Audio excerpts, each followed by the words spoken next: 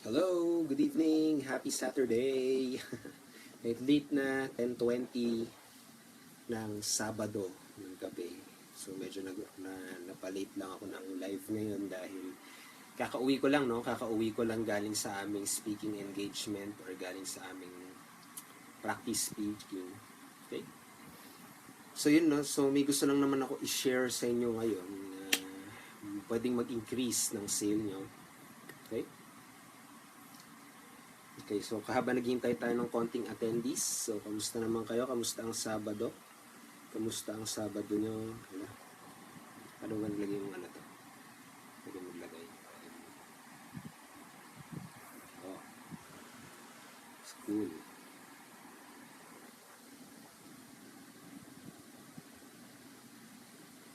Happy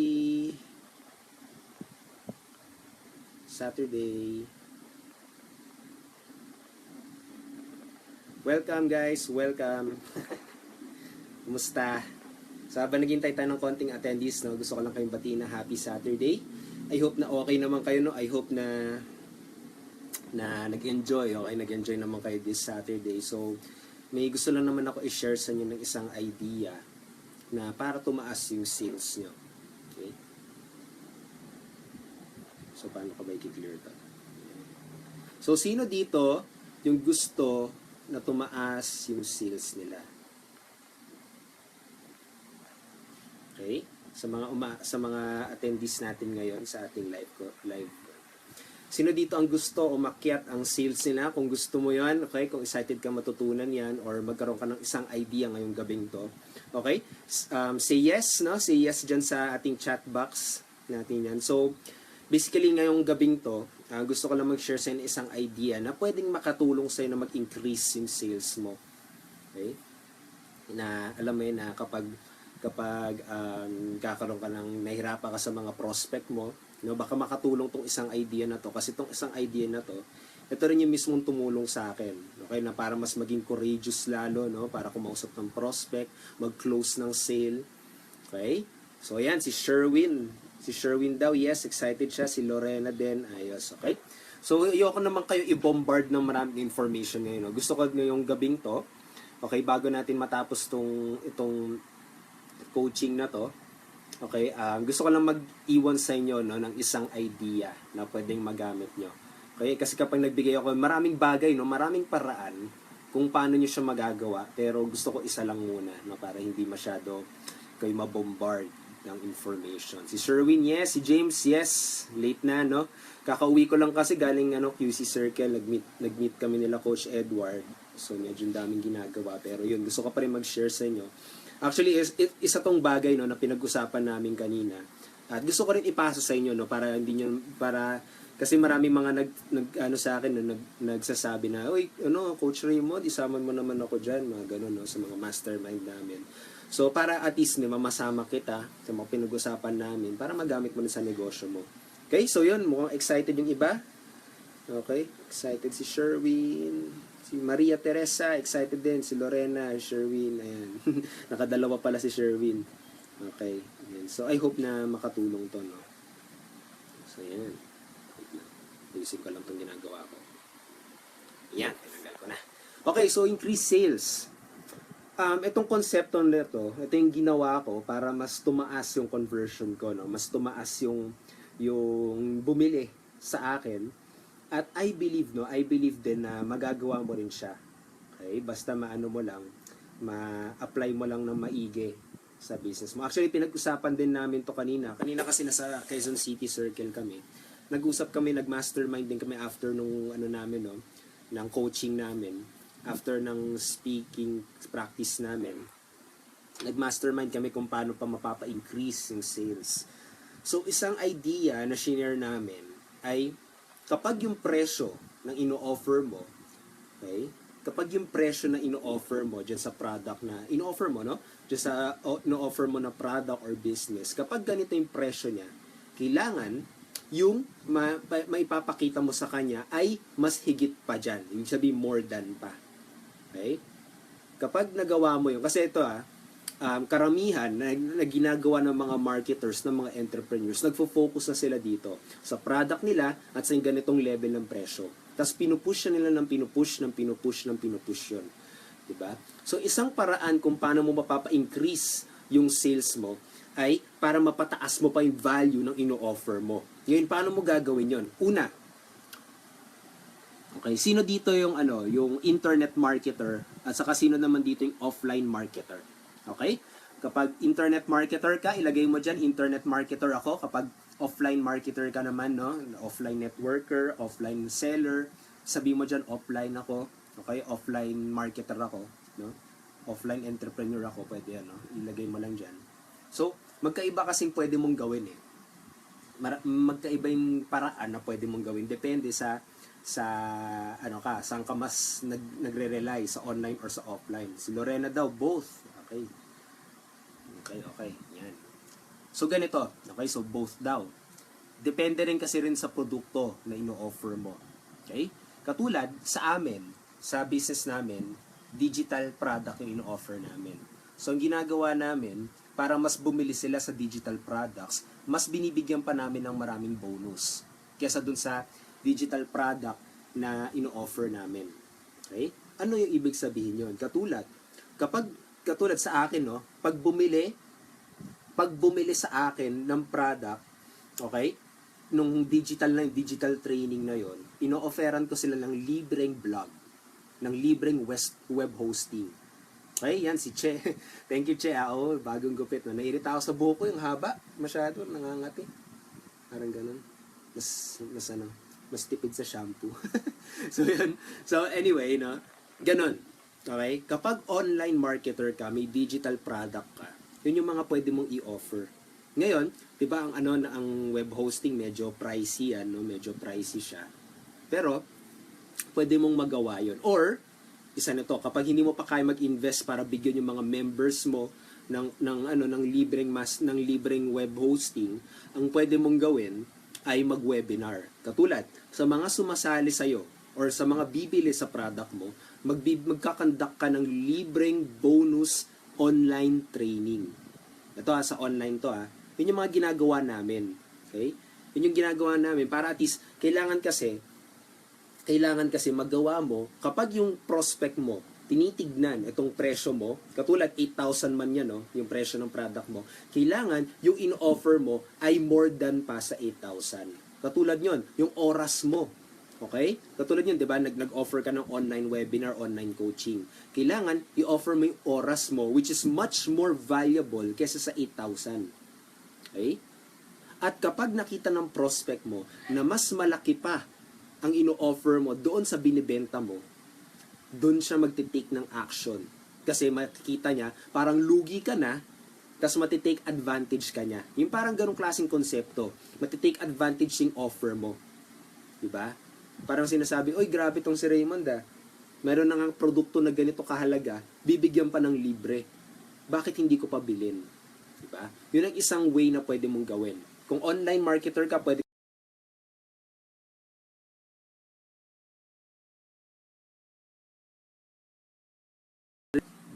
Okay, pasensya na, maulan kasi ngayon eh. Saka malakas ang hangin, kaya nawawala-wala ang internet. So, okay naman ulit. So yun yun ang mga pwede mong ma-offer, no?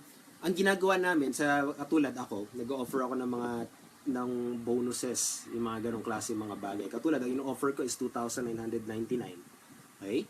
Yung product na yun, sa kanyang system na in-offer ko, more than pa doon sa 2,999. Tapos, nagdadagdag pa ako ng mga training videos, nagdadagdag pa ako ng mga training, ng mga scripts na ginagamit ko, no? Kapag may kausap akong prospect, mga training blog, kung paano gumawa ng blog, no? Para mapaakyat ko pa. Ibig sabihin ng prospect, sulit. Yung ganong klaseng factor, kailangan magawa mo yun sa prospect mo. Mapasabi niya, sulit na sulit yung binibenta mo, sulit na sulit yung ino-offer mo. Okay? So, kailangan maghanap ka ng paraan. Sa online, madali lang yan. Pwede kang gumawa ng training videos. Pwede kang gumawa ng mga ganun, no, para mapadagdag pa. Katulad, sabi mo, ito na yung product namin. E-book. Okay? Ng company namin. Or training video.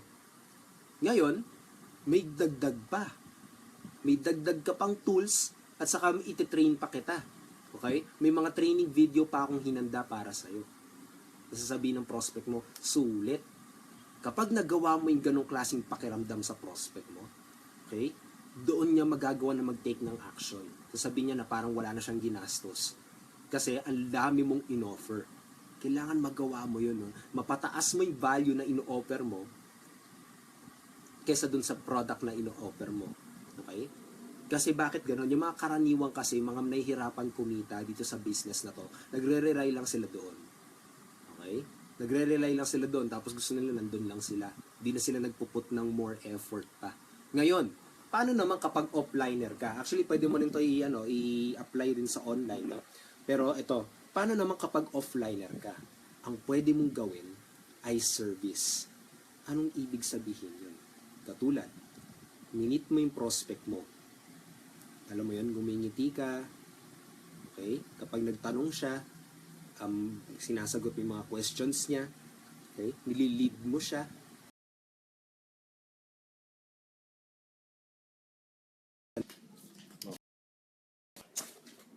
Lipat lang ako kasi mahina na internet ngayon. Sino nakakaranas ngayon yan dahil maulan na mahina internet nila? Say yes nga siya. So dito muna sa baba. Sige. So nasa na ba ako? Sa offline, no? Na ginagawa natin. Para maliwanag. No? So sa offline, yun ang pwede mong gawin. Okay? Pwede mong gawin ay ipakita mo yung attitude mo. Ipakita mo yung personality mo. Ngayon, in a positive way, yun yung kahalagahan kung bakit kailangan mo lagi yung nagbabasa, kahalagahan na kailangan mo lagi improve yung personal characteristic mo, personal development mo, no? Kasi makikita ng prospect mo katulad nagbebenta ka. Sabihin natin nagbebenta ka ng health products, no? And yun yung presyo. Tapos makita pa niya, wow, yung makaka-business partner ko pa. Ay ganito pa yung personality niya. Okay?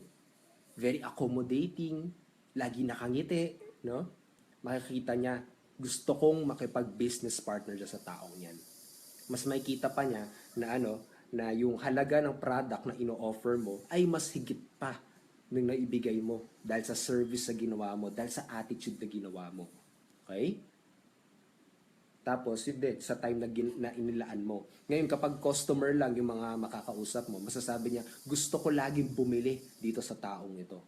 Okay? Gusto ko laging nakikita tong taong ito kapag may kailangan ako. Diba? Hindi siya nakafocus dun sa produkto. Nakafocus siya sa'yo. Nakafocus siya sa'yo as a person. Okay? As a marketer. Ibig sabihin, bumili siya dahil sa'yo. Hindi sa product. Hindi sa company. No? Kapag alam mo na isa puso mo yung ganyang klaseng mindset, na alam mo hindi ka nakafocus sa produkto, nakafocus ka sa mga bagay pa na maibibigay mo, dagdag doon sa produkto na ino-offer mo. Okay? Para mapataas mo pa yung value. Kasi kapag madalas, no, ang prospect mo, sinasabi niya na ang mahal naman yan. Okay? Mga sinasabi niya na scam yan. Mga ganong pyramiding yan, mga ganon, no? Pag sinasabi niya yon, ibig sabihin yon, hindi niya nakita yung kahalagaan ng produkto mo. Okay? Ngayon, pwede mo pang mapaiba yun, no? Pwede mo pang mapaganda yun by offering bonuses para masabi niya sulit. Pero kapag ganun na, napakita mo na yung bonuses mo, napakita mo na lahat ng kagandahan, tapos negative pa rin, baka maling prospect na yung kinakausap mo. Kailangan mo maghanap ng iba pa. Okay? So, yun yung isang idea na pwede mong gamitin now, as soon as possible. Tignan mo na maigi, ano yung presyo ng produkto mo, tapos ano ba yung mga pwede ko pang maidagdag na magagawa ko ngayon. Ngayon sabihin natin hindi ka techie. Okay? Sabihin natin yun hindi ka techie para mag-offer ng mga ng mga yan, libreng blog, libreng web hosting, magturo ng blog. Ang pwede mong gawin, maghanap ka ng sa organization mo or ng kakilala mo, maghanap ng kakilala mo na techie, tapos siya yung gumawa yun. 'Di ba? Tapos siguro mag-deal na lang kayo kung magkano kapag marami kayo naipasok or marami kayo naibenta, mag-deal na lang kayo or mag-tandem kayo, mag-partnership kayo. Okay? Or kapag talagang hindi ka techie, ang pwede mo talaga gawin is ayun, pwede kayo mag-meet up siguro, parang ganun, no? Kapag talagang di hirap ka talaga sa online, mag-meet up kayo. Yun yung pwede mong ibigay na bonus para bumili. Katulad, katulad 4,000 o 4,000 yung product mo. Ang gagawin mo, doon sa mga unang 5 na bumili sa akin, ililista ko yung mga pangalan nyo, tapos magmi-meet tayo sa coffee shop. Tapos tuturo ko sa inyo yung mga ginawa ko. Pwedeng ganun. Kapag di ka talaga techie, saka madaling paraan. Okay? Very rin yun, pwede mo rin gawin sa sa offline yun, no? So yun, yun yung mga pwede kong i-share sa inyo ngayon. Ngayong gabi nito, ayoko pa magdagdag kasi ayoko kayo ma-info overload. Yun yung gusto ko maiwan sa inyo sa araw na to, sa gabi nito. Kasi hindi yung mismong pinag-usapan namin sa mastermind at gusto ko rin maibigay sa iyo. Gusto kong alam mo na hindi ka ma-left out kapag nagmi-meeting kami. May ma-share din ako sa inyo sa mga pinag-usapan namin. At grabe, no? Kung titignan mo ng maigi, okay, yun din yung mga mismong ginagawa namin. Okay ka, para magkaroon ng maraming sales. Ako mismo pag minakausap akong prospect, lagi ko binabanggit na may binibigay pa akong mga libre. Hindi lang yun. Hindi ko siya pinag-focus doon sa product na ino-offer ko. Pinag-focus ko siya doon sa mga kadagdagan na makukuha pa niya.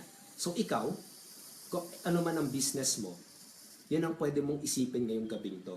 Yan ang pwede mong isipin na pwede mong maibigay na i-level up yung negosyo mo, i-level up yung produkto mo para mas dumami pa yung sales mo. Yang idea na yan. Itong idea na to, ito rin yung mismong tumulong sa akin para magkaroon para maging top earner dito sa business na ginagawa ko, para makilala ako ng mga maraming prospects, para alam mo na yun, dumami yung sales ko. Yun yung talagang tumulong sa akin, nag-offer ako ng bonuses, no? Yung attitude ko rin, no? Yung attitude ko, dati, di mo talaga makikilala kung dati mo pa akong kilala. Di mo ko ma-imagine na ganito yung personality ko kasi dati masungit talaga ako, no? Mabilis mabad trip, mga ganong klase mga bagay. Talagang naglaan ako ng oras, naglaan ako ng pagbabasa, nagbasa talaga ako, naglaan ako ng oras para sa inyo. Okay? Para sa mga naging prospect ko, para sa ibang mga ka-members ko dito, para sa inyo na gusto pang willing na matuto. Okay? Ibig sabihin yun pa lang, no? Yun pa lang yung pwedeng magawa, no? Pag nakita niya na naglaan ka ng oras, na-improve mo yung sarili mo, napaganda mo yung attitude mo, yung personality mo, okay? Yun pa lang eh. Makikita nila na hindi nila makikita yung produkto. Makikita nila na gusto nilang bumili sa'yo. Dahil gusto ka nila nakakausap, gusto nila nakaka-chat ka. Kapag may problema sila, okay? May maitutulong ka sa kanila. Gusto ka nilang makita, gusto ka nilang makausap, kaya gusto nilang bumili sa'yo. Hindi nila nakikita yung produkto, pero nakikita ka nila. Okay? So, yun yung isang idea na pwede mong magamit ngayon na. So, may mga questions ba kayo? Kung may mga questions kayo, feel free to leave questions dyan, no, kung paano pa mapapa-increase yung sa inyo. Yun yung idea na gusto kong maiwan sa inyo ngayon. Okay? Siguro yung ibang idea next time na. Pero ngayong Sabadong ito, yun yung gusto kong maiwan sa inyo. Ito yung produkto mo. Ito yung presyo ng produkto mo. Kailangan makaisip ka ng paraan kung paano mo pa mapapaakyat yan. Ano yung mga pwede mong maibigay para hindi sila mag-focus dito sa presyo nito. Pero doon sila mag-focus sa mga bonuses na ibibigay mo. Okay? Kapag nakita nila yon, masasabi nila, sulit bumili sa'yo. Sulit bilhin yung produkto mo. Sulit. Sulit. Sulit. Sulit. Di ba? Kasi gano'n naman tayo pag bumibili, di ba? Katulad, pag nag-shopping ka sa grocery, katulad yung isang produkto, sabihin natin, Surf, laban sa Tide. Yung Tide, wala lang, Tide lang. Okay? Pero yung Surf, sabi natin may libreng pang scrub. Ano yung bibilin mo? Depende na lang kung sobrang loyal ka talaga sa Tide. Pero kung ikaw, yung sabihin natin nung ordinary consumer ka lang, ordinary na nagtitipid ng pera, bibilin mo yung Surf, di ba? So yun. Kaya pwede mo rin maggamit sa negosyo mo para mapaakyat mo pa, matalo mo yung kompetisyon at sila sa'yo nakatingin para bumili. Okay? So yun, si Jocelyn, sabi niya, bagong gupit daw ako. Thank you, Jocelyn. Dalawa na kayo nakapansin ni Misa. Si Che. Okay. Pares na kaya. Yun, si Leia, present daw siya. So, may questions ba kayo dito tungkol sa tungkol dito sa topic na to? Kung may questions kayo, siguro maglaan tayo ng mga at least 3 minutes. Kung may questions kayo para mapa-increase pa yung sales nyo. Pwede kayo mag-share dyan kung ano yung sitwasyon mo ngayon, kung paano, para mabigyan pa kita ng idea na pwede pang makatulong, okay, dyan sa business mo, para at least ngayong gabing ito, nagawa natin maging productive, may nakuha kayo na pwede nyo i-increase, pwede nyo magamit sa negosyo nyo para magawa, ipa-level nyo pa. Okay? Sino mag-ask lang kayo dyan sa comment. Yung kasing pinag-usapan namin kanina, kung paano pa mapapa-increase yung sales. So, yun lang naman. No? Gusto ko lang na i-share sa inyo ngayon para magamit nyo rin sa negosyo nyo. Para at least kahit hindi kayo nakasama dun sa mastermind, masasabi nyo pa rin na parang nakasama na rin kayo na dahil nakuha nyo yung isang pinag-usapan namin. Okay? Thank you, Jocelyn, sa pagpansin. Bagong tasa. Si Leia, nandyan na si Leia. Good evening sa Leia. Si Al, first time daw niya umattend. Okay. Thank you, bro, sa pag-attend. No? So, yun. Si Eric, gandang gabi sa iyo, Eric. Maria, Teresa, thank you. You're welcome. Lorena, you're welcome din. Melinda, good evening din sa iyo. Okay. So, yan. So, Q&A na tayo. Kami mga questions kayo. Diba? Ano yung mga questions nyo? Okay? Ano yung mga questions nyo na pwede pang makatulong sa negosyo nyo? Okay? Na ano kaya, no? Nakatuwa tong filter, no? Kakaiba siya. Diba? So, I hope na magamit niyo yun, no? Para mag-increase yung sales nyo. Para mag-increase yung income. Okay? And do whatever it takes para makuha yun. So, yan. Okay, so mukhang wala kayong questions. Kasi biglaan din to no? So, hopefully na nakuha nyo yun. Hopefully na may nakuha kayong idea doon na pwede nyong magamit sa negosyo nyo. At ayun, no? I hope na magamit nyo to sa maiging paraan. So, yung tanong dito, tignan mo ng maigi, yung product mo, yung offer mo, yung presyo nyon. Ngayon, tignan mo kung ano pa yung pwede mong maibigay sa customer mo. Okay? Pwede bang libreng training yan? Pwede bang pagandahin mo na yung personality mo, no? Kasi doon pa lang matutuwa na siya Hindi niya makikita yung presyo, makikita niya ikaw. Parang gusto pa niya ikaw makita, gusto niya ikaw makausap dahil sa personality, sa attitude mo. Para sa kanya, bonus na yun Okay? Para sa'yo, lalo siyang bumili. Attitude, no? Yun yung isang bagay. Kapag talagang hindi ka techie, ayun, talagang sabihin natin, hirap ka talaga sa mga ganung bagay, yun yung pwede mong gawin. Improve mo yung attitude mo. Kasi it's an act of service na rin. Okay? Parang bonus na rin yung para sa kanya. Kasi alam mo, araw-araw, puro tayo bombarded ng mga negative, puro tayo bombarded ng mga bad news. Kaya talagang matutuwa yung prospect mo kapag sa isang araw niya yun, sa wakas, may nakuusap akong positive. Doon pa lang, mapapansin na niya. No? So yun. Pero yun, kapag online marketer, kaya niyo mga pwede mong gawin. Pwede ka mag-offer ng something for free, kahit turuan lang sila mag-vlog, turuan lang sila ng mga Camtasia, yung mga bagay, turuan lang sila paano mag-post sa Facebook, parang i-offer mo yun na libre. No? So yun. So yun, thank you sa mga umattend, no? Jocelyn, si Rafi din pala nandito, si Coach Rafi, Leia, si Al, Eric, okay, si Arnel, si Maria Teresa, Lorena, Melinda, Daryl, si Mark, si Joseph din pala, hindi ko nabati si Joseph kanina.